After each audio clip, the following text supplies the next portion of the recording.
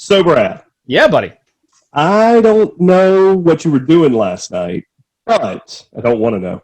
But I was hanging out in a hotel room after flight got canceled. It's a good time. You try it. that sounds fun. Yeah. But if you were watching ESPN, you might have noticed on that little bottom line crawl that they have that LSU imposed a 1 year, just 1 year, bowl ban canceling out after next week's game. The season is absolutely finished for them. Mm-hmm.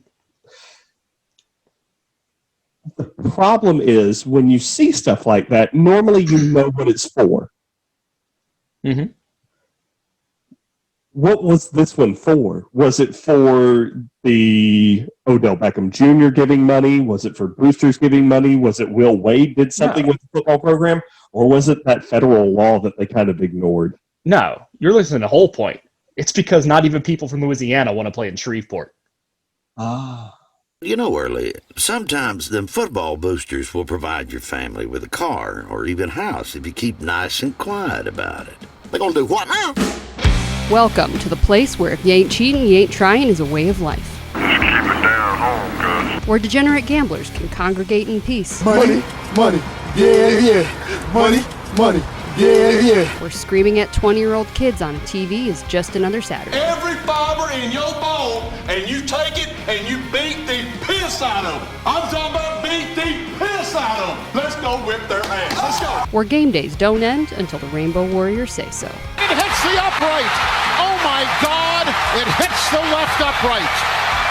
It hits the left upright. They are the bagmen that Danny Sheridan never found. I went to him with a strong-ass offer. And it all comes to you with a splash of bourbon on the side. Woo! This is the Friends of the Program podcast. What's up, everybody? Welcome into the second week of December episode. It was supposed to be the original final week of the regular season. But of course, everything went to hell in a handbasket. And God only knows what we actually are going to see the rest of the year. People are changing rules. Screw you, Big Ten. We're going to talk about you in a minute because you cost me 40-1 odds. Not going to have to get to that in a second. But before we do all that, let's introduce ourselves. I'm Brad. He's Drew. Welcome into Friends of the Program, the podcast that talks about college sports. We're focusing on football right now. We'll move to basketball soon. We'll talk some baseball. There's all kinds of stuff. Mike Krzyzewski's making news. We might not even get a chance to talk about it today. I don't even understand what that man's trying to. I understand what he's trying to do because his team finally kind of sucks. And now it's, we don't think we should be playing with this pandemic going on right now. Why are we doing this? I don't understand. As always, real quick, you can follow us on Twitter at FOT Podcast. Same on the Instagram at FOT Podcast. Find us on YouTube. Follow us, subscribe, like, all that good stuff by searching Friends of the Program, and do the same via Spotify and iTunes. Drew, how are you doing this week? What have you got in your hand, my friend? What liquid? Oh gosh! I was about to say, am I supposed to say this on live air? What I have is my old favorite, one that you have tried yourself. That would be the Wheeler's Raid. Today is actually, it was either today or yesterday, was the actual raid. Wheeler's Raid is actually a Civil War a skirmish, I guess you could say. It's basically, just do the research. But it was around this time, back in 1863. I'm a big history guy, so that always intrigues me. But I will be having tonight some of their sherry cask that my wife got me for our anniversary. I've had it on here before, but it's a solid pour. So we will be partaking in that tonight. Again, no Blantons, no Eagles Rare, because only winners get that. Maybe Sunday we can break that out, though. I hope. And not for a win. I was about to say, I hope it's not for a win. I hope it's more for celebration. I have nothing tonight, actually. I've been on the road. I've been on the road all week, as you know, for work. It's first work travel in 9 months for me, which is pretty uncommon for my world. Yeah. But I've not gotten much sleep. I've had canceled flights and all kinds of other stuff. I did have a nice little local beer up in Minnesota. I don't remember the name of it, but it was really good. And yesterday I had a nice little, while I was waiting in the airport, nice little shot of Basil Hayden. sitting around. Always solid. Yeah, it was really good about 3 p.m. Got nothing to do, just sitting there waiting for a flight. So, my boss had just gone to catch his flight, and I'm like, yeah, I'll take a shot of Basic Hayden now. Yeah, why not? Not that he cares, but yeah, But still. he listens to the podcast. He'll hear it and he'll laugh. Anyway, we'll move on. We're going to start where we started in the cold open, which is LSU. News came out yesterday that they are self-imposing a bowl ban. Whatever you want to say to that, that's fine. Really. I know everybody's technically eligible for a bowl this year, and somebody would have brought in LSU. I'm not joking when I said Shreveport probably would have been that place because you could have drawn a few LSU fans to come there, being local.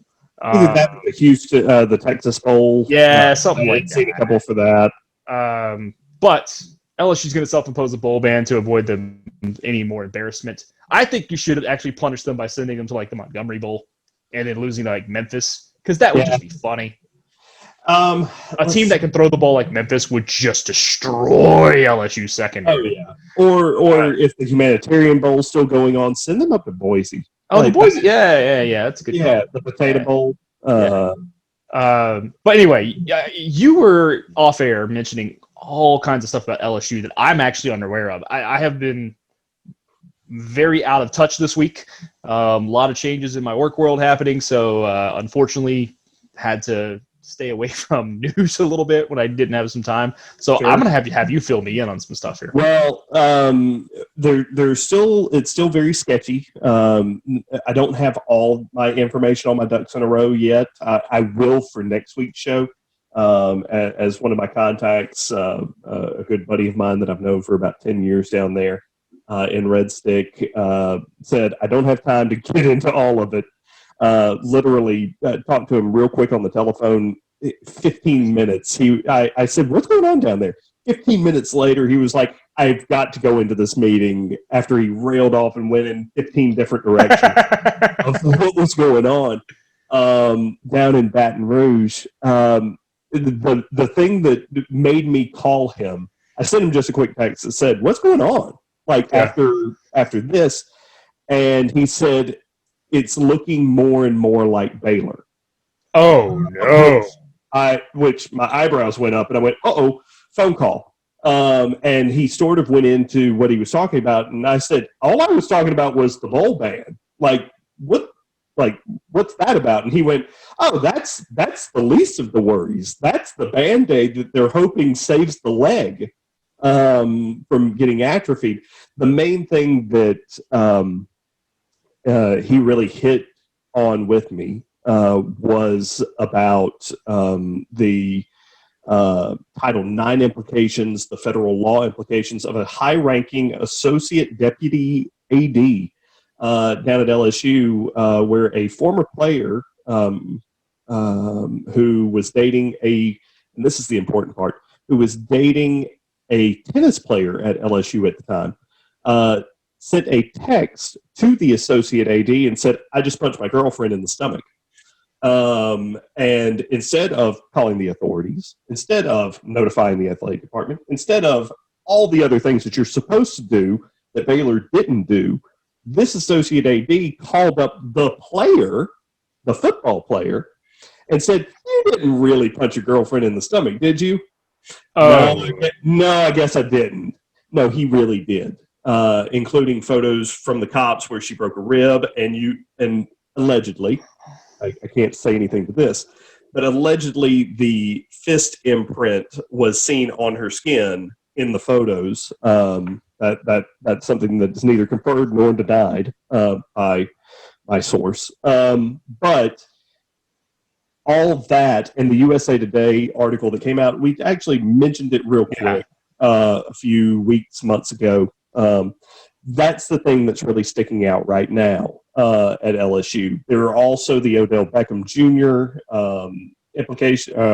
Allegations and confirmations, really, from the national championship game. There are also, I hate to call them rumors, but rumors and innuendos about boosters paying for players that the NCAA is investigating along with the Odell Beckham Jr. things, although that's a totally separate but equal situation.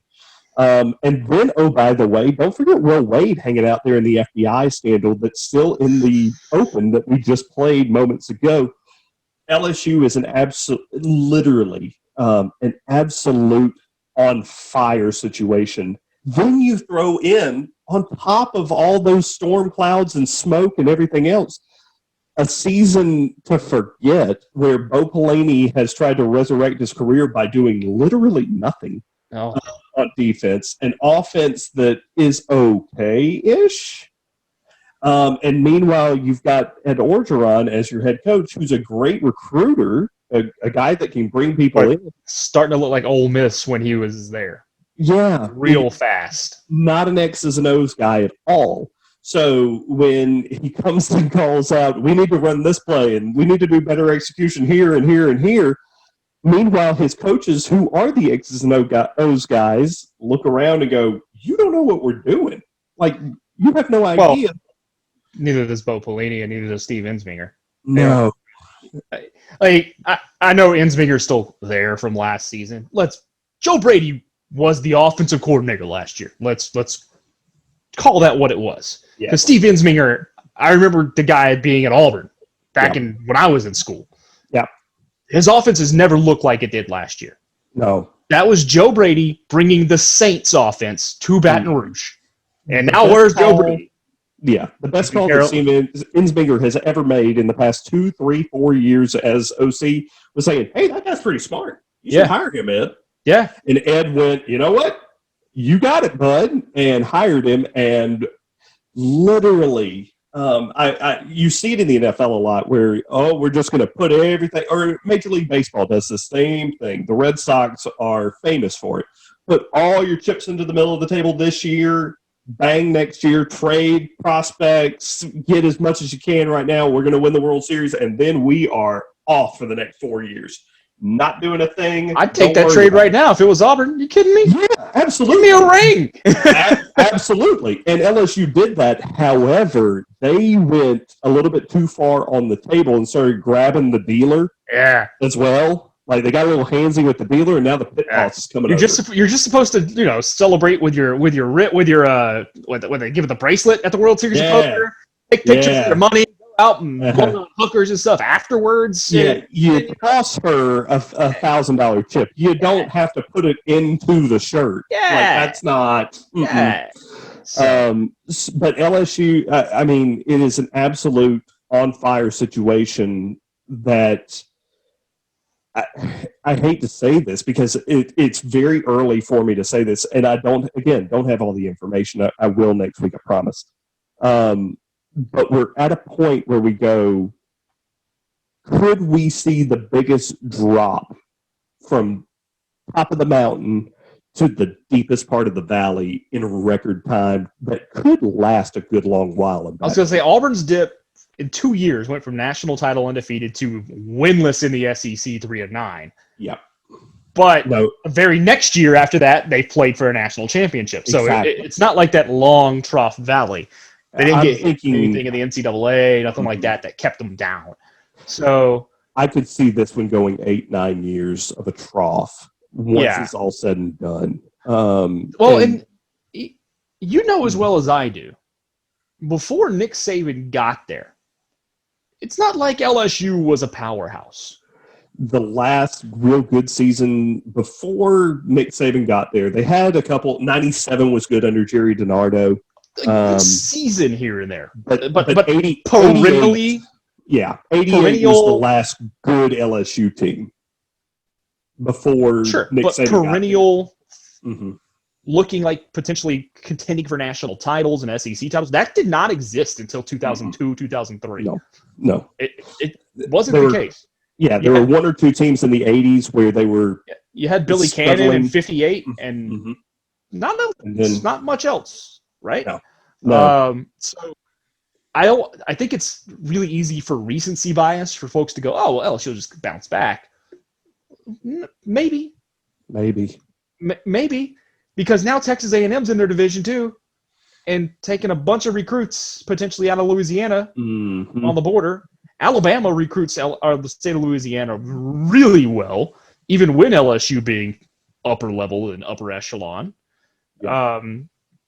Who knows what the hell Auburn's going to do? But it's weird. Auburn never stays down too long, no matter who's the head coach. It's somehow, some way that every head coach except for Doug Barfield's going to have one crazy season where they win everything or seemingly win everything. Yeah. So LSU, I think you're right, could be in for a long trouble. I know there's already folks on the bayou screaming, I want Eddie O gone. Eddie O's got to go. If this continues, if it goes one more year like this, you might see the Chiswick thing of 2 years after a title, you're gone. The different situation is because Eddie O's buyout right now is $25 million after the national championship and the extension and all that. However, we're at a point where there is cause if the federal investigation turns out they can get him for free, basically. Yeah, you can get rid of him for free, which I know is that's important because LSU's financial situation is not that fantastic. Not greatest. Even though that they're the main state school, and you would think that there are a bunch of donors, there are. They could get out of that situation. However, $25 million is a big old pill to swallow. Just ask Auburn how they're doing with it right now. Yeah, at $21 million. But $25 million would be a big old pill to swallow down in Red Stick. One that they can't do this year. They just can't because the probable cause needs to work its way through the court system. You just can't go off of allegations because in America you're innocent until proven guilty, and it's not the other way around, which hurts the program, the university at LSU right now, and saves Coach O one more season because he does have that equity built up. However, that equity is melting quickly. Well, and as we know in the SEC, it's still what have you done for me lately? Exactly. Gene Chiswick brought the first national title in 53 years to Auburn, and 2 years later he was gone. Yep. Gone. For the right cause. Yeah, they went 0-8 in conference, and they were getting blown out by 40. You have got to. I've never seen the stands empty in the third quarter, and I saw it that year. So you have to. I have a feeling that you're going to start seeing that early next year. So sticking in the SEC real quick because some news broke a couple hours ago. We're taping this on Thursday night this week due to my scheduling and dropping a day later than typical. The Southeastern Conference starting in 2024, from what I read, the way I read it, Drew, CBS is gone. The long-standing partnership with CBS in the Saturday afternoon prime football game, that's gone. Everything's going to ESPN. At least one football game a year from each team will also now be on ESPN Plus. Don't get too excited, folks. That's going to be the 1AA team or whatever. I'm not paying. I don't even care if it's $5 a month. I'm not paying to watch Auburn play Alcorn State or whoever the heck it is, unless it's maybe the first game of the season and I'm just jonesing for the game. Then I might do the trial or something for $5. The good news for you though is normally since you do have the cable package, normally you get that with your cable package. Not ESPN Plus. No, ESPN Plus is its own separate streaming entity. Huh. That's why they did that, Drew. That one game was meant to drive subscriptions. Oh. Yeah, that is what that's about. I get it already. Now that you say that, I realize ESPN 3 is what I'm thinking of. Yeah. I already do the Plus because they've got college baseball, and I have to watch my college baseball. I mean, I'll probably jump on Plus pretty soon, honestly, because they have college baseball and MLS. Yeah. Plus, you can do a deal with the Disney Channel, and you can tell your wife or Disney Plus, and you can say, "Hey, honey, I got your Disney Plus." Oh, thank you so much. Oh, there you go. So anyway, I didn't see the numbers behind it though. Did you see? I looked and looked. I saw a 10-year contract. That's all I saw. Yeah, that's all I saw. I saw that it goes until I saw that it includes. This is only for football and basketball, men's basketball. The SEC network. This is basically just an add-on to SEC network package and all that other fun stuff. So here's what I'm trying to figure out with this, because obviously they're going to pick up games like the Cocktail Party. They're going to pick up the Iron Bowl that have been on CBS traditionally every single year. They're going to get LSU, Bama now every year, which may not be good in a couple of years. Wasn't good this year. But how are they going to also put on the other games in the Big Ten and the ACC that the contracts they already have in place are? And now this also means, does the SEC start showing up more on ABC? Yes. You know? Yes, it does. I think that according to the release, beginning in 2024, ABC will air an SEC game every week, including a regular late afternoon kickoff. And it will have the option to feature an SEC game on ABC's Saturday Night Football for the first time ever. Okay. So you could have more Kurt. You could have more Herbie and you'll have more Herbie and Fowler. Okay. Yeah. You'll have the more best team in Fowler. it's the best broadcast duo. Now, across the Southeastern Conference, and folks, if you're not in SEC territory listening to this, there are people rejoicing because they no longer have to listen to Gary Danielson. And I never had a problem with him, which is weird for me, but that is weird for you. But what does this do to Brad Nessler? Brad was hired on in what? Just 2 or 3 years ago. Yeah, 2-3 years ago. Yeah. To be New Vern, to be Uncle Vern Part 2. Yeah. I guess you just move him to the NFL. Well, does he go back to ESPN? Or do you go back on hands and knees and get to do the 11 a.m. kick because you know that ESPN's going to do that? Put you with Rod Gilmore. Oh, God. Man, think about more Rod Gilmore. Oh. That's so bad. Oh, he's so bad. Yeah. Just give me more. Just leave Tom Hart alone. That's all I ask. Leave him on the SEC network. There's no reason to move him. Him and Rodgers are so good together. As much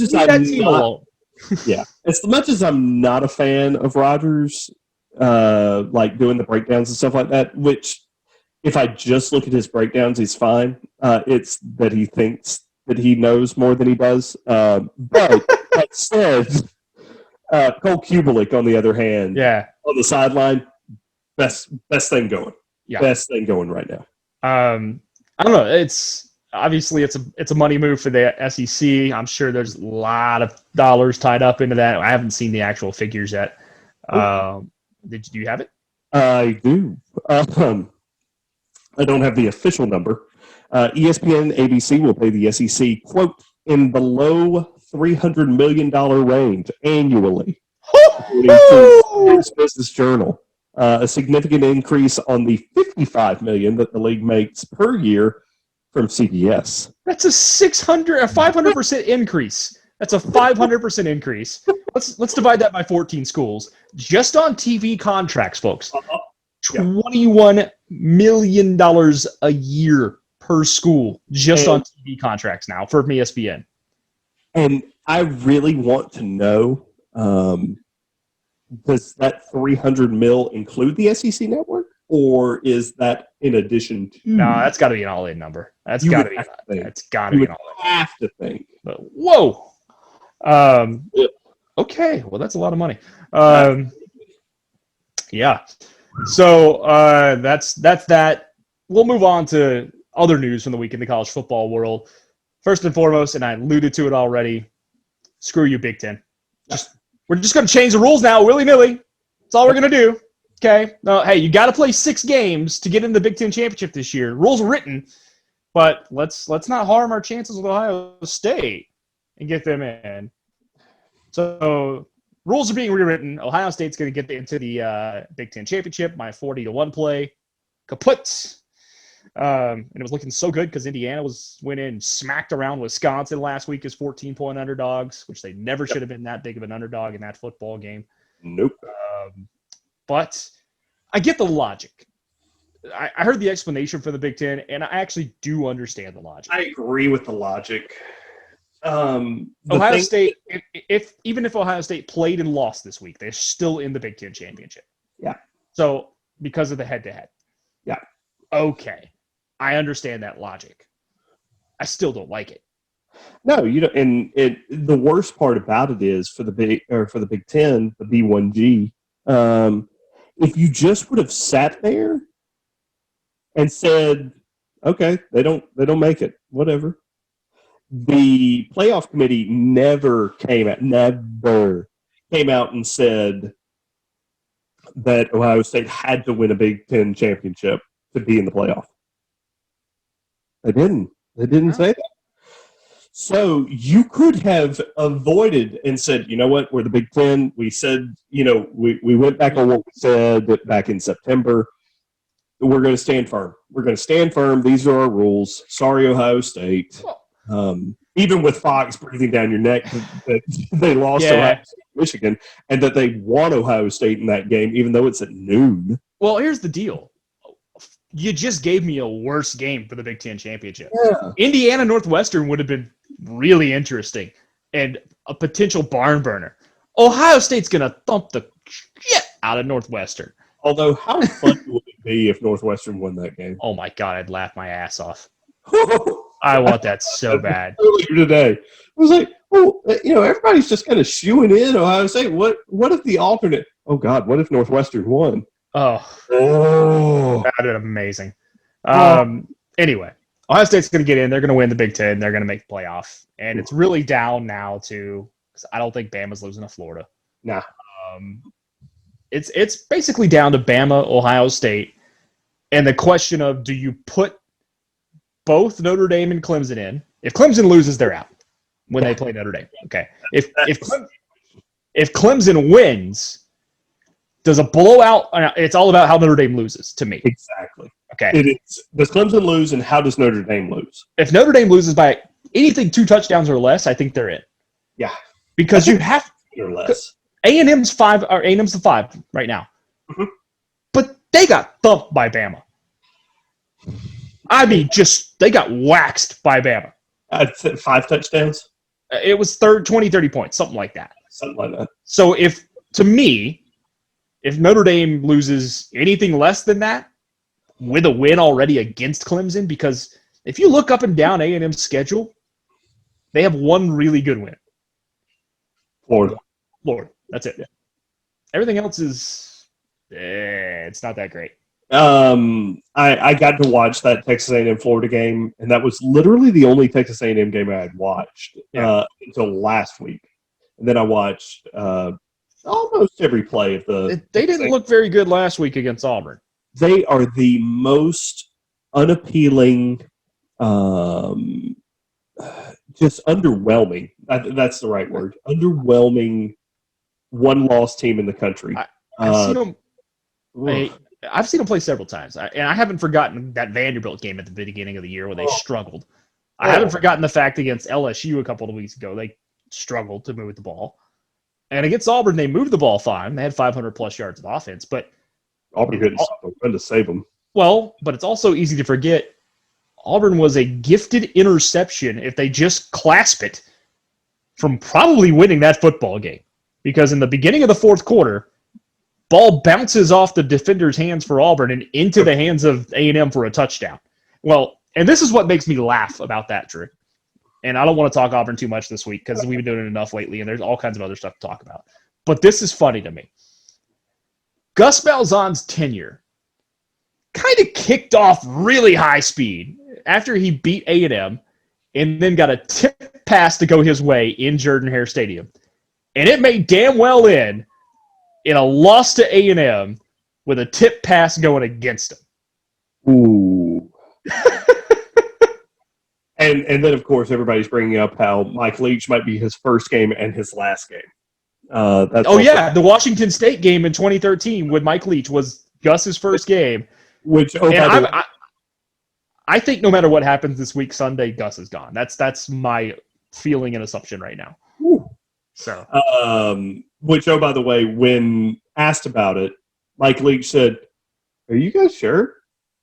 I don't recall that at all. I mean, I'll take your word for it, but I don't.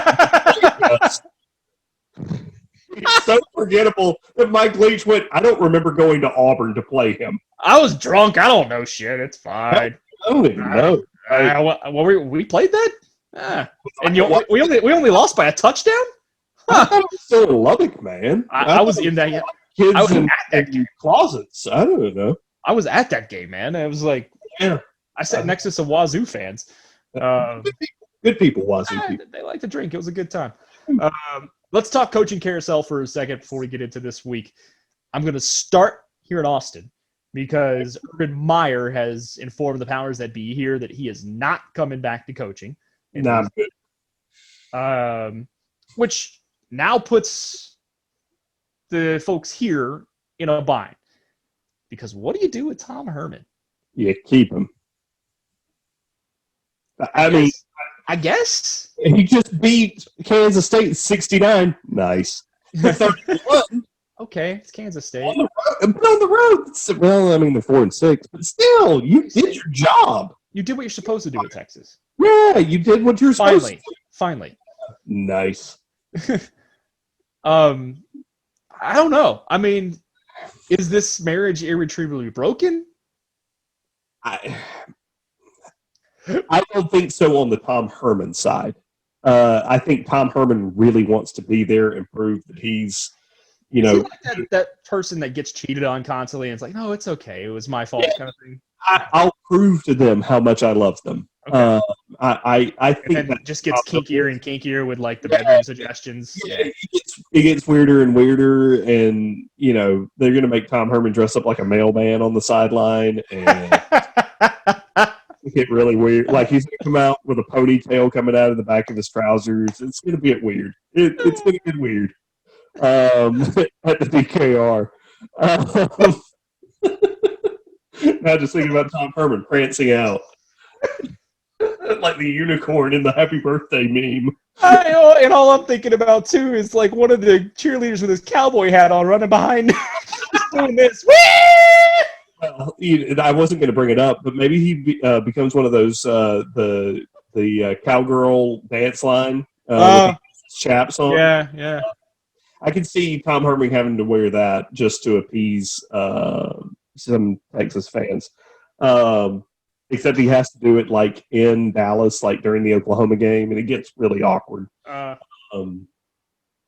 no, I think that Tom Herman would stay as long as literally he is Milton Wadhams, where Texas is going to start moving him. I know we talk Auburn a lot. This feels like 2003 Tuberville. Yeah, I can see. I see where you're going. I don't think he's going undefeated next year. However, kind of feels that way. I agree. However, the difference with Tubbs and Herman is that Tubbs had built up a lot of sympathy, a lot of mutual relationships, a lot of goodwill with the Auburn fans. He's a politician. That's what he does. He doesn't know anything about the history of the United States. That's what he does. He's able to build rapport with people and build up relationships, which is what you need to do as a politician or a head coach at Auburn, which is why Gus Malzahn's in the situation that he is. I don't know if Tom Herman has been able to do that with the Longhorn boosters and fans, though. I know that it always seems like a Texas coach is gunning for disaster, because you're not beating everybody by 50. I personally think Texas fans would complain if they beat Oklahoma by 20, only 20. I see it the opposite. I think if they went consistently 10-2, even 9-3, you would have a happier fan base here because they haven't had that in a decade. It's been like a decade since they've been consistently good. Yeah. I mean, don't get me wrong. Right now, you're 6-3 with a game this weekend. I can't remember who they play. Canceled. Kansas. So you're gonna be 7-3. Nope. Canceled. Oh, canceled. Yes. So you're 6-3. Yeah. Well, bowl game. Alamo Bowl. Probably. Now CBS still has that game as live. I saw something earlier today where they canceled it, but I can't be wrong. I trust you. It says Texas paused football activities earlier this week, but they still plan to play. So I'll do some digging. But anywho, Tom Herman wants that pad win against Kansas. Oh my gosh, he's going to dress up like the unicorn to get out. If that's what it does to get him to play this game, you damn right he is. He wants that win against Kansas. I don't. If I'm Texas, I don't move. Just because this year is just weird. You're going to have to. You've gotten the hot coach 2 times in a row now, and you're probably going to go after Billy Napier if you're Texas. And he passed on South Carolina. And the word is that he, when feelers were sent out, he was interested about Auburn. Just if. I'm not sure. Now that, and again, that was last Sunday. Well, that would make more sense of why he would have passed on South Carolina, though. I mean, let's be straight here. The upside is higher at Auburn than it is Absolutely. South Carolina. No, historically and everything else, it's even though it's a tougher road to hoe at Auburn, in my opinion, just because of Texas A&M and Alabama and LSU, maybe, and you got to play Georgia every year and recruit against them. Yeah, you have to see Georgia every year. So even though that road to hoe is a little bit tougher, it is Texas and Kansas is canceled. See, I heard Napier was also potentially interested in Tennessee because there's a lot of unhappiness in Tennessee right now. I have also heard that maybe Tennessee would be more open to a Hugh Freeze situation. In Knoxville. That would be a really good fit. That would be an excellent fit, which is why I am very nervous about that one. Although, as an SEC person, a strong Tennessee behooves Auburn more than it does. Oh, yeah. Week in Georgia and week in Alabama. Yeah, exactly. Yeah, that helps. Rather than a strong, South Carolina or anything else, it more behooves Auburn if Tennessee is strong because they have to. Alabama and Georgia both play them. Yeah, every year, while Auburn kind of just sees them. That would be. Hugh Freeze is going to end up in the SEC again. That's going to happen at some point. I know there's people at Auburn who are clamoring potentially. Which I might be one of them. I would prefer Billy Napier first if those are the options. Yeah, I heard Mario Cristobal last week, but I wonder how that's going now since he lost to Cal and lost 2 in a row. On that one. Yeah. I also wonder if Hugh Freeze would take the job knowing he and Gus are boys. Right? I don't think Hugh cares. I mean, I guess he was banging hookers behind his wife's neck. Like, what do you care about this, right? That makes sense. Nothing to Hugh. Who's paying me? Who's giving me that cell phone? That's all. That's all fair. That Hugh has. Now because Gus is going to be Gus would be hired by Nick Saban as an offensive analyst the day after he gets up. Gus will end up with a Sun Belt gig or something in 2 seconds. In 2 seconds. And he would dominate in the Sun Belt. South Alabama's hired. Yeah, I've heard they might actually be interested in T. Martin, the hometown boy, bringing him home. I can see that. But what happens if I tell you, oh, hey, Gus is available? True. But I think Jags. I think South – I know they're not hiring, but that South Florida level, Sun Belt level, something like that. Arkansas State. They're available? They are as of right now. He could go back there. Blake Anderson to Utah State. He could go back there. And that's a home. I could actually see that as a rehab job for him. I can see that. If he got fired from Auburn, that could be a rehab job for him and go back. Yeah. Yeah. He might look at it as beneath him at this point, but I mean, Bobby Petrino's coaching at P2 right now, so nothing's beneath anybody. Yeah, no. As long, don't get me wrong. Money ain't no object if he gets fired from Auburn right now. Yeah. Because it's $21 million in the pocket by Christmas. 10.5 of it has to be paid immediately. Yeah. The rest of it over 4 years. So. Oh, okay. So that's right. 10.5 by the end of the month. Yeah. The rest of it by 4 years. But if he gets another job, that salary offsets that 4 years. So it comes off the buyout or whatever the case may be. So, but I mean, if you're going to Arkansas State, you're probably talking $1 million a year at the most, somewhere in that range. So you're probably talking 7. And don't get me wrong, you could use that as kind of a chip with this COVID year, which would hurt Auburn even more because the deal would be for what? Pay me $1 a year. Yeah, just give me $1 a year. Oh, don't get me wrong, that'd be my play. You max out at $7 million either way because it's going to come off that Auburn buyout, so you're not making extra money. No. You're legitimately not making extra money at that point. No. So pay $1 a year, put all that money into your assistant coaches. Yes. Load that crap up. Load up your facilities for a couple of years at Arkansas State, and then just stick it to Auburn, man. That's what I would do. That's beautiful. In fact, I would turn it around and say, by the way, with this Auburn money that I'm getting paid, let's give $1 million back into our facilities and make these stronger. Oh man, I'd be a PR master. Oh my God, that'd be sexy. All right. 2 other coaching things I want to talk about real quick. One, South Carolina does have a new head coach. It's going to be Shane Beamer, offensive coordinator for Oklahoma, son of the legendary Frank Beamer from Virginia Tech. He was in South Carolina for a while as an assistant. Had a cup of coffee. Players love him. The fan base that knows him tends to like him.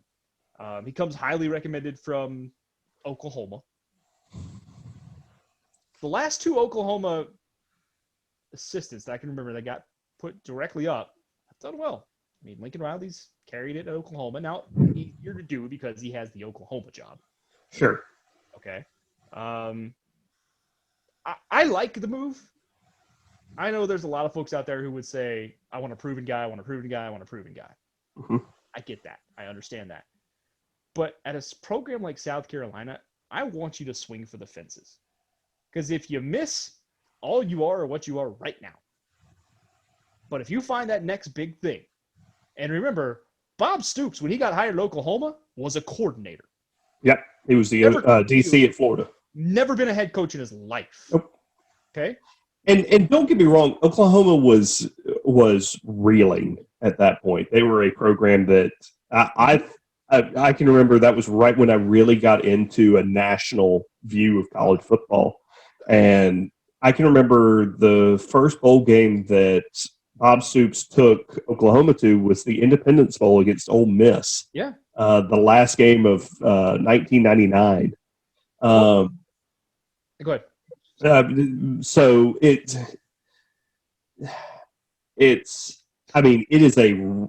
literally a craps roll where you just don't know. But that's where why not? Look in your own division. Yeah. Smart. Never was a head coach. Look what he's done to Georgia. Yeah. I mean, I like it. I like him swinging for the fences, especially at a level like South Carolina. Sure. I wish more teams would do that because I get tired of recycled head coaches. I understand working your way up through the concept of working your way up through smaller schools too and coming up and being a head coach and showing you can run the program. I get that too. I understand it there, but it doesn't bother me. It just... No, I'm totally fine with it. I'm nervous for it, but I mean, it's a brand new head coach. You're going to be nervous no matter what. But we got to talk about recycled head coaches because there is one in the news in Hattiesburg. Send Bert to Hattiesburg. Please let this. Brett Bielema is in talks, or has been interviewed, and is apparently near the top of the list for the Southern Miss job. And so there are 2 things that I just laugh my ass off about this. One, the culture of Brett Bielema in Hattiesburg, Mississippi. Just that imagery is amazing to me. Oh my gosh. Yeah. Then add Jen. Yeah. Mm-hmm.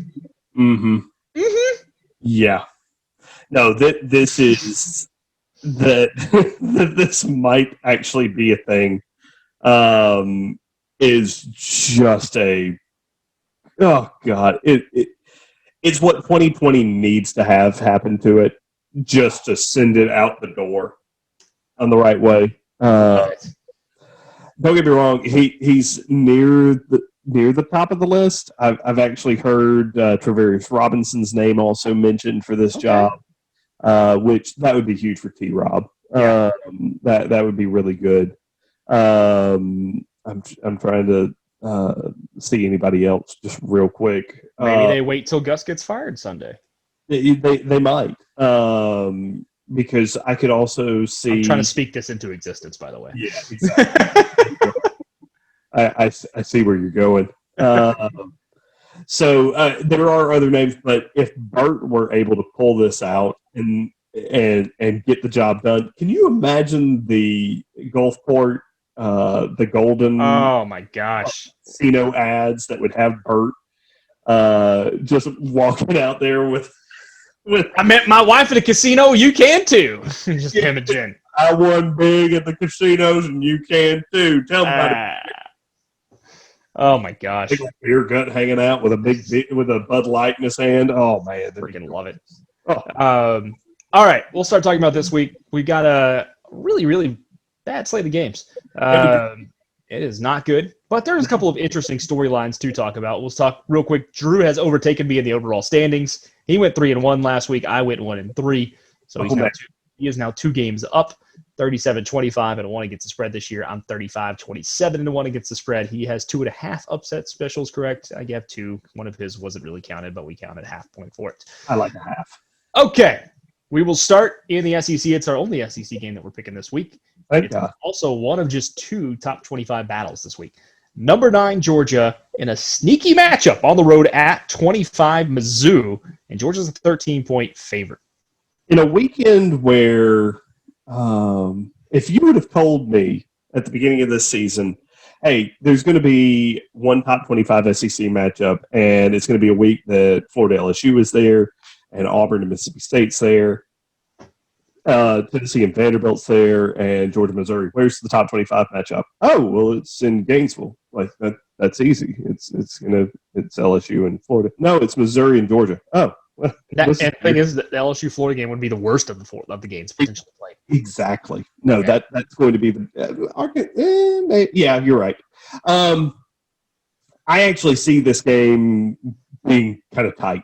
I really love the way Missouri's playing. I love their recipe. They don't wow you anywhere, but they're just good. Roundtree is an amazing running back. If you haven't watched him, just settle in because there's nothing else to watch at 11. So just settle into that game. I like Georgia to win. I can see Missouri winning this game, though. Like, I see a path to Missouri winning. So I'll take Missouri in the points, but I'll take Georgia on the line. I'm right there with you. I think Georgia wins the game by maybe 10, but Mizzou covers. It could be closer. I was watching the game last week between Mizzou and Arkansas. Mm-hmm. And the end of it anyway, because they played at the same time Auburn and A&M played. But the thing that struck me towards the end of the game was the winner of that game is going to get SEC Coach of the Year. At least they should. They should. And, man, that was a great finish. Great. Gutty job by Mizzou to come back down the field and score. Love that Arkansas went for 2 to go for the win instead of trying for the tie. Like, it was all kinds of fun in a wild football game. All right. These are 2 games that I find interesting. We're going to go out west, Drew, to the Pac-12. Okay. Specifically the Pac-12 South. Okay. Because you have 2 undefeated ranked teams in the Pac-12 South. And here's what's interesting. The Pac-12 did not build in a bye week for their schedule. Okay. Could not. Colorado and USC are both undefeated. You know what game both of those teams had canceled because of COVID earlier this year? The one against each other. And so we might have an issue in the Pac-12 to decide who goes to the championship game if they keep winning. which that will be an interesting conundrum that they find themselves in. So we're going to start in Boulder because Colorado hosts Utah, and the Buffs are 2.5-point favorites. A game that was moved to Saturday to take the place of Ohio State and Michigan. This game will be A better football game. a football game. It definitely will be. Because Michigan was going to get. Oh, by the way, and we talked coaches already. Did you see that they're talking extension with Harbaugh? I thought that's where you were going to go for the final, and then I was like, oh yeah, we're going to talk about Burt.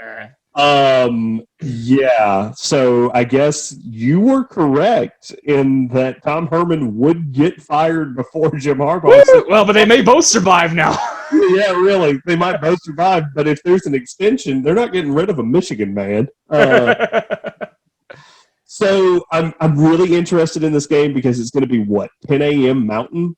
Okay. What time's kicking off? 11 Central. 11 a.m. 11 Central. That's 10 a.m. Mountain time. So 10 a.m. Mountain, 31 degrees forecasted with snow. It's Utah and Colorado. They're fine with that. Man, I will be flipping back and forth between that and Georgia, Missouri. Get Ralphie running in the snow. Yeah. I really like Colorado. I have not had a real chance to sit down and watch a lot of them, but I'm fired up for this game. Utah's not that great. But I think the line is small because of the forecast of snow and the weather outside. It will be frightful. So I'm going to take the Buffs to win outright and cover because I think that they can win this one by about 7-10, maybe 14, because I don't know if anybody's going to be able to kick. I think the line's small because nobody's watched Colorado. I have on a couple of times. You are football guy. No, I can't stand the Buffs. I grew up not standing. I was a Rams guy. CSU. I more mean the state of Colorado. Oh yeah, but that's Denver, and that's my pro team, man. I don't care about Buffaloes. Okay. But I like football. This is true. I've watched them play a couple of times. Uh-huh. That football team's a lot better than most people think. Mel Tucker left that team in really good shape after his season there. Which bodes well for Michigan State. Absolutely does. I still don't understand that move on his part, by the way. I think Colorado was a more upside. I was about to say, the only thing that Colorado doesn't have that Michigan State does, and you would know this better than me, but I know Colorado doesn't have money. They have a problem with funding. Yeah. So I don't know how good the boosters are at Michigan State for football. There's that, and it's a little easier to recruit to Michigan State because you have Ohio to pull from, which from a high school standpoint, like that's where Dan Antonio's teams really got good. He was pulling Detroit and he was pulling Ohio. Yeah. And that really helped out. So I can see that being the reason. But there's not much in the Pac-12 South, man. If you can get past USC most years, you can get to the championship game. Just get past USC and Arizona State. Yeah, and Arizona State's not that good this year. I think they're winless. So they play Arizona this weekend, and I couldn't even care less. I like Colorado. I think the line's way too small. Just well too small. I think so too. This is one of those I would think about taking an alternate line, maybe laying 6, and try to get plus 180 odds, something like that on it. Because I think they're going to take Utah to the woods. The other side of this coin with the undefeated in the Pac-12 South, USC, ranked number 15. They're playing for the bell as they go across town to the Rose Bowl and take on UCLA. USC's just a 2.5-point favorite, and UCLA is quietly playing much better football under Chip Kelly. UCLA actually won me some cash to begin the season on that Sunday afternoon quick game against Cal. So I'm actually going to pick the upset. Clay Helton is an Auburn-ish guy. I can't remember exactly how, but I know he worked with Coach Dye for a little bit for a cup of tea. But he has a tendency to drop a game that he really should not. And I agree with you. Chip Kelly has finally got this UCLA team playing well-ish. plus the long travel for the Trojans here, going across to play in the Rose Bowl. It's going to wear on them. So I'm going to take UCLA to upset. I will give you the 2.5, excuse me. And I'll take the Bruins. I'm also on the Bruins. Straight up, nice. I think they win it. I think they win it. I might even give you a couple of points here, as opposed to taking the 2.5. I like what Chip Kelly's doing out there. He's starting. I don't think people appreciate what he inherited and how bad that program was. And he's starting to get some things figured out.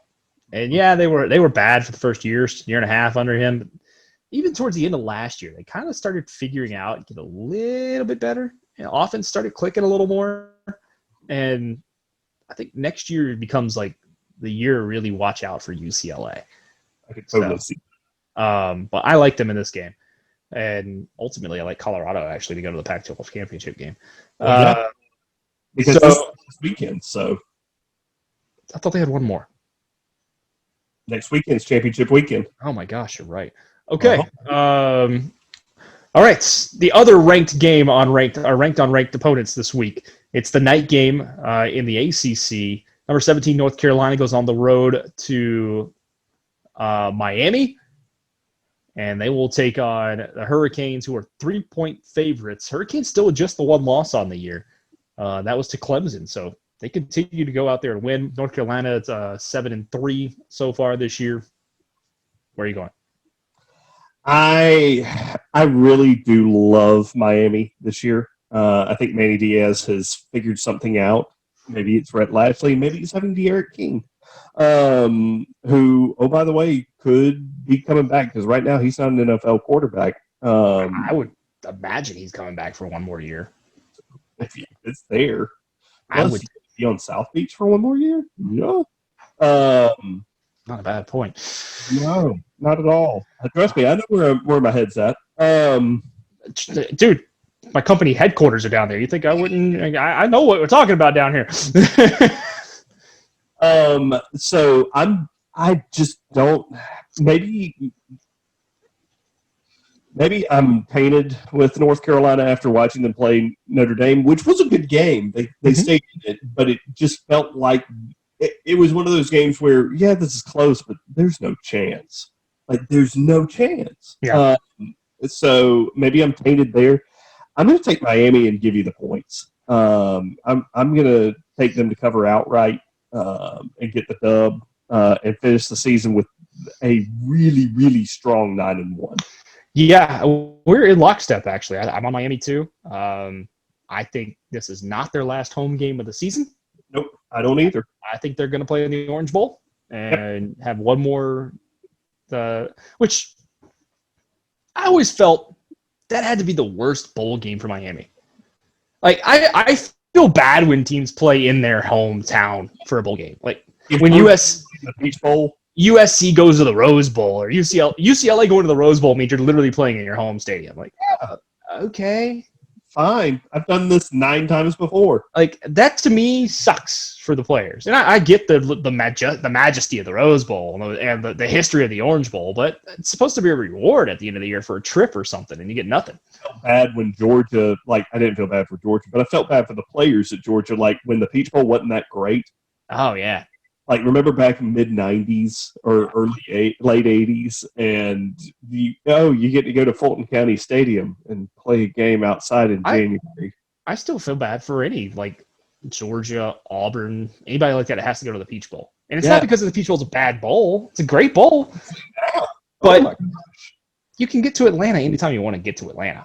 I can't tell you how many times I've seen Auburn in Atlanta, and I can remember as a kid I was like, wow, this is really cool. They're in Atlanta. I would be fine if Auburn never played in Atlanta again, except for the SEC championship.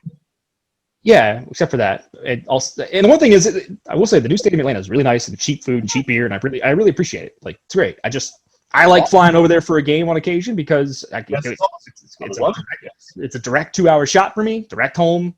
Don't have to rent a car. I can be in MARTA. It's easy. Perfect. But it's not what I want to go for a Bulls. So that's just sidebar, but that's always one of those things. I like Miami. I like Miami too, win straight up, and to cover the 3. Final game we'll talk about. It's weird that this is not the only game of the week tomorrow, because traditionally this is the only game, and everybody in the country coalesces around Army Navy, and instead it's going to get lost in the shuffle, and I think that's sad. Yeah, especially that this year it's a weird year, and they're playing in West Point this year. Exactly, first time since 44. World War II was the last time they played in West Point. Yeah. Sometime during World War II. I'm not sure the exact year. 42 or 43. Why they chose West Point over Annapolis, I'm not sure, but they did.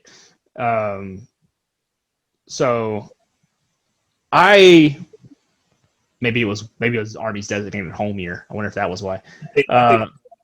Okay, so Army comes in 7-point favorites. You know what you're getting with this football game. It's triple option on triple option. Probably nobody's going to score more than 17. It's still fun to watch. I still love this football game.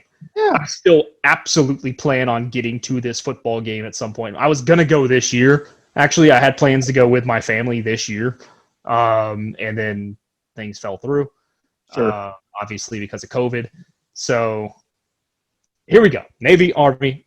Army is 7-point favorite. I always pick this game with my heart because history, and I'll even pull it down if you're watching on YouTube. Go Navy. Beat Army. That's that right there is my grandfather's hat from being retired in the U.S. Navy. He won a Bronze Star in the Navy, served in Vietnam. I've got an uncle who was in the Navy for quite a while. I found out long after I went to college that I could have gone to the Naval Academy had I just asked the question. That's the kind of hookup my grandfather apparently had.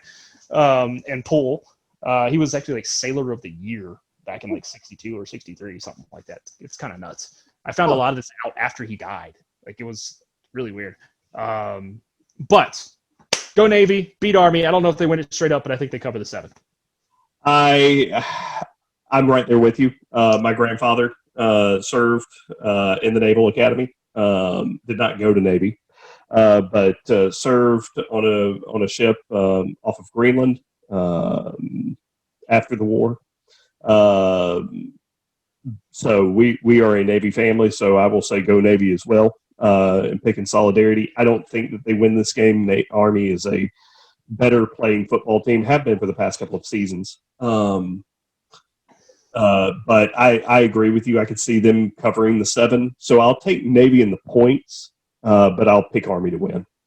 All right, one last piece of business. Where's your upset special for the week? Upset special, we're going to go to one of my favorites to pick the upset from. I'm going to take the Duke Blue Devils to win for the first time ever over Florida State. Florida State right now, they might be able to field a defense or a football team for that matter. I've heard show of hands. Who punted in high school? Anybody? You did? You might have kicked? You played soccer once. Okay, you're going to be the punter. They are ransacked with COVID. But the disease at Florida State. Who would have ever guessed that? Who would have thought? But Mike Norvell and the Knowles are insistent they're not bucking Duke. They're gonna play this game. Sorry, Clemson.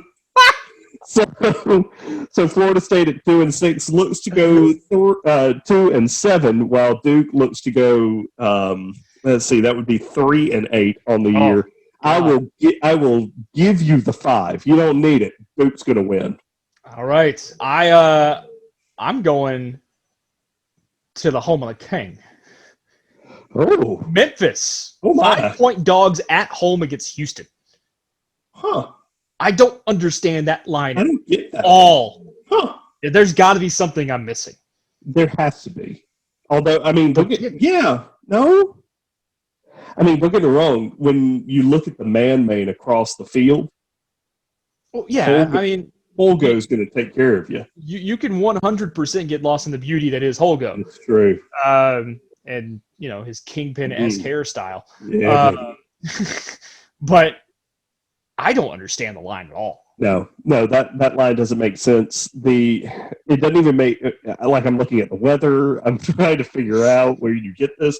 Like it's gonna be rainy and somewhat cool in Memphis on Saturday. And I've got the thrusting band member in Memphis. Yeah, you got.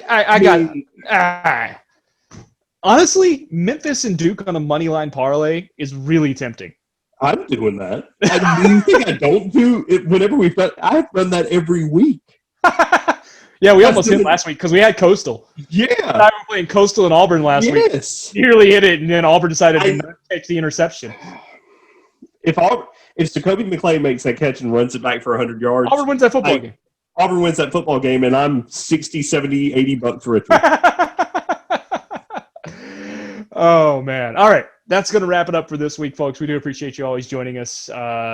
Hopefully you've had fun so far this season with us. Next week's going to be crazy, and the next couple of weeks will, because, of course, we got Championship Saturday next week, and Big Ten Crap Bowl and Pac-12 Crap Bowl next week, which I can't wait for.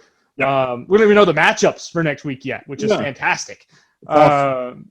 Oh, crap. Speaking of that, how did we miss that? And speaking of not knowing matchups, before we get out of here, BYU and Coastal. Oh, thank you for that. Oh, thank you. That arguably was the best football game of the year. Oh, it's going to be the game of the year. Period. Well, you can't forget Notre Dame Clemson. That was great. That was great. That was a good game. But again, I didn't have. I'm going to get that next week because I didn't have Trevor. Don't get me wrong. Playing the backup, this game doesn't. BYU Coastal on 2 days' notice gave us one hell of a 3.5 hour watch. That was fun. Thank you for putting that together. Yeah, that was awesome. ESPN, whoever was involved, thank you so much for that. Great football game. Also, all the smack talking from the Coastal to the Mormons after the game on the field was hilarious. That needs to be an every year rivalry from here on. I don't care if Coastal does nothing for the rest of their existence. I need to see BYU just trounce them next year over in Provo. I need to see some big-time stuff. So anyway, a lot of coming next week. Obviously, we don't really know who's going to play what. We do have an SEC championship game next week, which on paper will be a top 5, top 6 game between Bama and Florida. Drew's over here but shaking it won't his head. be. It's it won't bad. There's not enough points. And then, of course, ACC title game next week. Pac-12 title coming up. Big 12 title coming up. Iowa State looks like I think they're playing Oklahoma. That's pretty much locked in now.